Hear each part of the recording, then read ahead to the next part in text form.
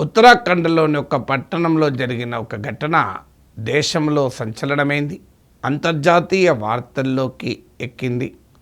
ఆ ఘటనలో ముఖ్యమైన పాత్ర పోషించినటువంటి Deepak Kumar nationwide social media sensation, internet sensation అయ్యారు. పార్లమెంట్లో కూడా దీపక్ కుమార్ పేరును ప్రతిపక్షాలు ప్రస్తావించాయి. సో ఎవరి దీపక్, అసలు ఆ ఇష్యూ ఏంటి అనేది నేను ఇంకో వీడియోలో వివరంగా ఆ రోజు చెప్పాను. విద్వేషపు వీధిలో ఓ వీరుడు చూపిన ప్రేమ అని 1,00,000కు పైగా చూశారు. మీరు స్క్రీన్ పైన చూడండి. విద్వేషపు వీధిలో ఓ వీరుడు చూపిన ప్రేమ అనే ఈ వీడియోకి ఇంత భారీగా జనం చూశారంటే సమాజంలో విద్వేషం పట్ల ఎంతటి ఆందోళన ఉందో ఇది మనకు తెలియజేసేటువంటి అంశం. అంటే సమాజంలో మన విద్వేషమే పెరుగుతోంది అనుకుంటున్నాం, నిజమే అది. కానీ పెరుగుతున్న విద్వేషానికి కౌంటర్గా సమాజంలో సామరస్యము, సమాజంలో శాంతి, సహనము, ప్రేమ లాంటి భావోద్వేగాలు కూడా కదులుతున్నాయి అనటానికి ఈ వీడియోకు, ఈ ఇన్సిడెంట్కు దేశవ్యాప్తంగా వచ్చినటువంటి స్పందన, ఈవెన్ నా యూట్యూబ్ ఛానల్లో కూడా వచ్చిన స్పందన ఇందుకు ఉదాహరణ. ఆ వీడియో చూడని వారి కొరకు బ్రీఫ్గా ఏంటంటే, ఉత్తరాఖండ్లోని కోద్వార్ పట్టణంలో వకీల్ అహ్మద్ అనే ఒక చిరు వ్యాపారి, వస్త్ర వ్యాపారి ఉన్నాడు, బట్టల దుకాణం అది. సో కొన్ని మీడియా సంస్థలు వచ్చినప్పుడు ఆ షాప్ పేరు బాబా స్కూల్ డ్రెస్ అని, కొన్నిట్లో బాబా క్లాత్ స్టోర్స్ అని వచ్చింది. బట్ ఏదైనా ఒక చిన్న బట్టల దుకాణం, దాన్ని నడుపుకుంటున్న వ్యక్తి పేరు 70 ఏళ్ళ వకీల్ అహ్మద్. చాలా ఏళ్ళుగా అదే టౌన్లో ఆ చిన్న బట్టల దుకాణం నడుపుకొని కుటుంబాన్ని పోషించుకుంటున్నాడు. దాని పేరు బాబా అని ఉండడాన్ని సహించలేని ఒక గుంపు ఆ జనవరి 26 దేశ రిపబ్లిక్ డే దినోత్సవం రోజు, స్వేచ్ఛా స్వాతంత్రాలను సెలబ్రేట్ చేసుకుంటున్న రోజు వచ్చి, నీవు ఈ పేరు ఎలా పెట్టుకుంటావు, నువ్వు ముస్లిం వ్యాపారివి, అసలు నీకు వ్యాపారం చేసుకుని హక్కు ఎవడిచ్చాడు అని చెప్పి బెదిరించారు. సో సార్ అక్కడ ఉన్న వాళ్ళంతా ప్రేక్షక పాత్ర పోషిస్తూ వచ్చారు. ఆ గుంపును ఎదిరించలేక, ధైర్యం లేక చూస్తూ ఉండిపోయారు. కానీ అక్కడ సమీపంలో ఉన్నటువంటి ఒక gym owner Deepak Kumar, so ఆయన తన ఫ్రెండ్ విజయ్ రావత్తో కలిసి అక్కడికి వచ్చి ఆ గుంపును ఎదిరించాడు. ఆ గుంపు, నీవెవరు, నీ పేరేంటి అని అడిగారు.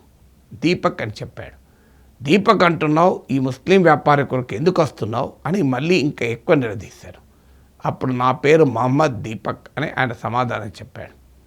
చెప్పి నేను మరణించాక దేవుడి దగ్గరికి వెళితే నన్ను ఏ మతమో అని అడగడు, నీవు ఏ మానవత్వాన్ని పరిమళింపచేశావా లేదా అని మాత్రమే అడుగుతాడు అంటూ మానవత్వాన్ని మించిన ధర్మము లేదు, మానవత్వాన్ని మించిన మతము లేదు, నిరపరాధి అయినటువంటి ఆ వృద్ధ వ్యాపారి పైన మతం కారణాన విద్వేషంతో ఎలా అటాక్ చేస్తారని ప్రశ్నించాడు.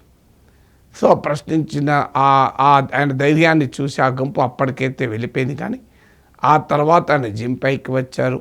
అది ఆయన దీపక్ కుమార్ ఈ ఘటన సంబంధించిన దానికి ఇచ్చిన స్పందన, ఆ దాడి జరిగిన విజువల్స్ దేశమంతటా ఇంటర్నెట్ సెన్సేషన్ అయిపోయాయి.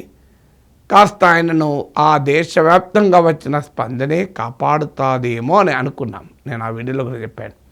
కానీ జనవరి 26న ఈ సంఘటన జరిగితే ఫిబ్రవరి 12న ఏంటి పరిస్థితి, ఫిబ్రవరి 11న ఏంటి పరిస్థితి, ఫిబ్రవరి 11న ఏంటి పరిస్థితి అంటే, ఫిబ్రవరి 12న ఆయన జిమ్ పైకి దాడికి వస్తామంటూ బెదిరింపులు మొదలయ్యాయి. లలిత్ శర్మ అనే అతను హిందూ రక్షాదళగా చెప్పుకునే వ్యక్తి తన అనుచరులకు పిలిపించాడు, మీరు ఆ పట్టణానికి వెళ్ళాలి, ఆ దీపక్ కుమార్ జిమ్ పైకి వెళ్ళాలి అని పిలిపించాడు. దీంతో పోలీసులు శాంతి భద్రతలకు భగ్నం కాకుండా ఉండేలా చర్యలు తీసుకుంటున్నామని ప్రకటించారు. ఈలోగా మరో బెదిరింపు ఏంటంటే, బహిరంగంగానే 500 రూపాయల నోట్ల కట్టలు చూపెడుతూ దీపక్ కుమార్ను అంతం చేసిన వారికి 2 లక్షల రూపాయల నజరానా కూడా బహుమానాన్ని ప్రకటించారు. చూడండి, దీపక్ కుమార్ చేసిన నేరమేంటి? ఒక నిరపరాధి అయిన వృద్ధునిపైకి ఒక గుంపు విద్వేషంతో దాడి చేస్తుంటే అది ఎదిరించాడు. ఇది ఏ మతమైనా కావచ్చు. దాడి చేసిన వాళ్ళు ఒక మతం కావచ్చు, బాధితుడు మరో మతం కావచ్చు. రేపు ఇది ఇంకో రకంగా ఉండొచ్చు.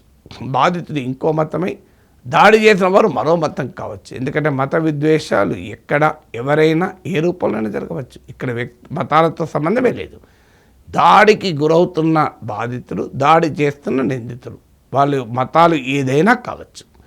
ఇందులో మతపరమైన అంశము కన్నా కూడా మానవత్వానికి సంబంధించిన అంశం పైన దీపక్ స్పందించాడు. ఆఖరికి తన పేరు మహమ్మద్ దీపక్ అని చెప్పి మతాలు వేరైనా మానవత్వం ఒక్కటే అని చాటాడు.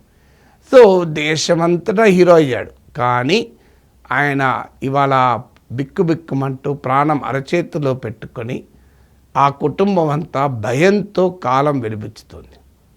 దేశానికైతే విజ్ఞప్తి చేశాడు, సమాజానికి విజ్ఞప్తి చేశాడు. కానీ దేశం, సమాజం ఈ వీరుణ్ణి కాపాడుకోగలదా అనేది ఇప్పుడు ప్రశ్నార్థకం. ఎందుకంటే యూజ్ ఆఫ్ ఫోర్స్ పైన మానవపల్లి ఎవరికి ఉండదు. ఏమైనా జరగచ్చు. మీకు ఎప్పుడు ఆయనకు రాజ్యమే రక్షణగా వస్తుందా? అది కూడా రాజ్యమే విద్వేషానికి అనుకూలంగా ఉండే రాజకీయాలు నడిపేటప్పుడు ఇంకా సాధ్యం కాదు. నిజంగానే పోలీసులు ఈ విద్వేషాన్ని అరికట్టేందుకు కఠినమైన చర్యలు తీసుకుంటారా అంటే అది ఉత్తరాఖండ్, మనం మర్చిపోకూడదు. అది ఎంత మేరకు నిజమో తెలియదు.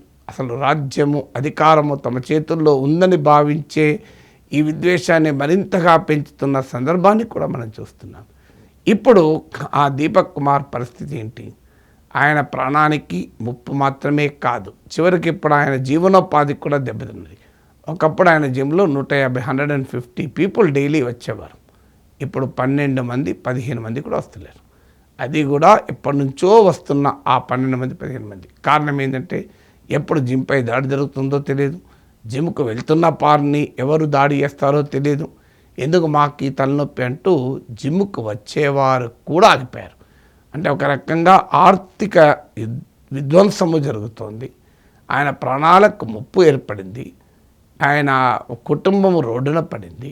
ఆయన పరిస్థితి దయనీయంగా మారింది. ఆయన సమాజంలో హీరో అయ్యాడు. కానీ ఆ పట్టణంలో, ఆయన ఇంట్లో, ఆయన వీధిలో ఇవాళ ఆయన చూపిన ధైర్య సాహసాలను సమాజం శ్లాఘించింది. కానీ భయంతో వణికిపోతున్న పరిస్థితిలో దీపక్ కుమార్ ఉన్నాడు. సో దీనికి పరిష్కారం ఏంటి? ఆలోచించండి మీరే.